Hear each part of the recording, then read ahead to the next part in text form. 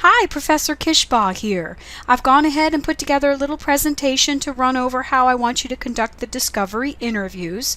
These are the interviews right now. You're creating the 5 questions for me. Many of you have already posted them online in the discussion forum to get some feedback from your peers.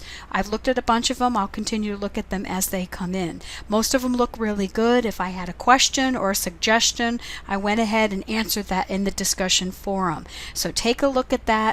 Many of you don't need to make any changes. There are a couple of you that just need to reword a few different things just to make it a little more clear. I would prefer that you conduct these interviews in person as often as you can.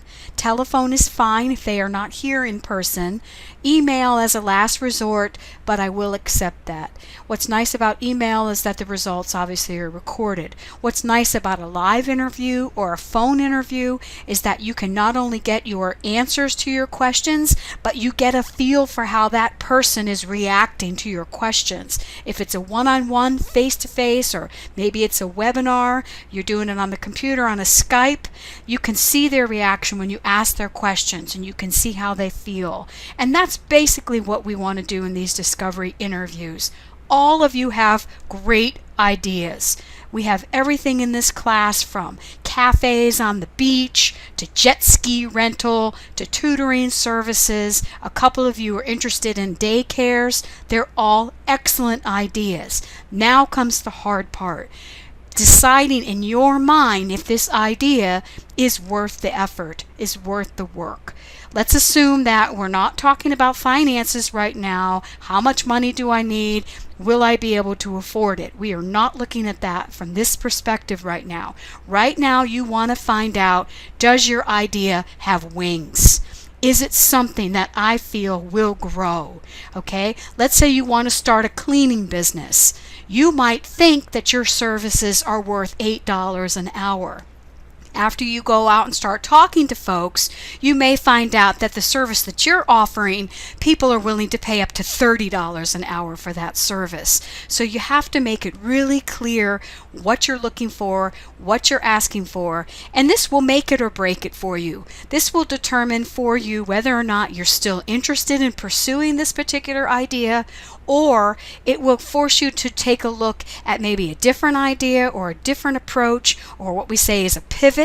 You might pivot your idea into something completely different.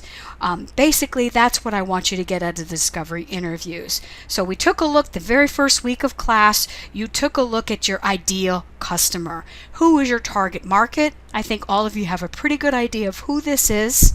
You're coming up with the 5 questions to test this assumption. Okay, you think your target market is going to be XYZ. Okay, men and women in South Tampa who don't like to clean their own home. Okay, great assumption. Now let's get out and let's test that theory. You may come back and say, okay, my ideal customer is really a young man in college who doesn't want to clean his dorm room. Okay, who knows? I'm just being funny. But that's what you're testing here, is your assumption. Okay, when you conduct the interviews this week, try to get 10 interviews this week, 10 interviews the following week, and 10 interviews the 4th week.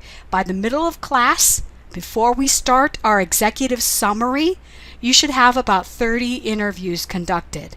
Okay, that's a great, I wish we could do more, but 6 weeks isn't a very long time for us to get out there and talk to hundreds of people. But keep an open mind through the interviews, okay? Listen to what they're saying. Put your listening ears on, because what's going to happen is you're going to be blown away by some of the things these folks are saying. And remember, they are your potential customers.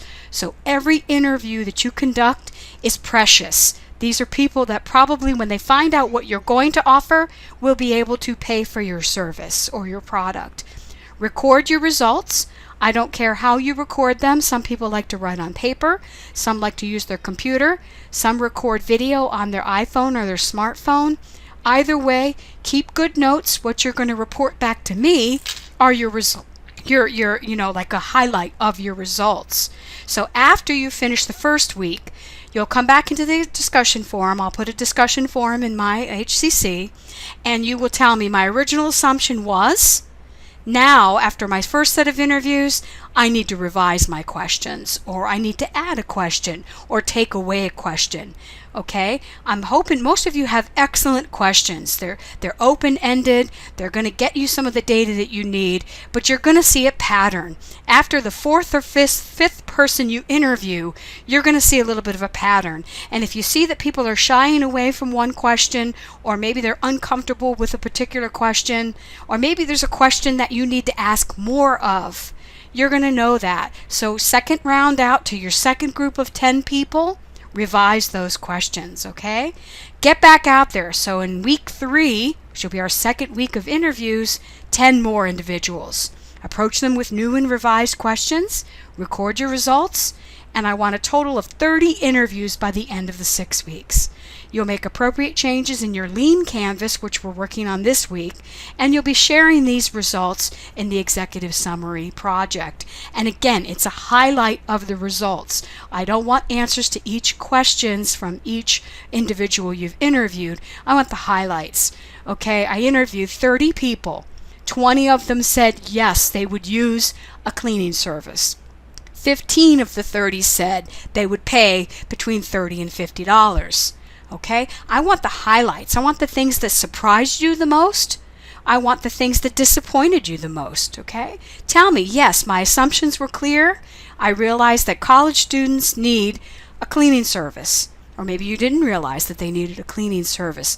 The basis is to make mistakes now, so you can clean up your questions and clean up your pitch and get everything in order, so that when you continue to get out there and talk to folks, you're a little bit more educated, you have a little bit more data to support your assumptions.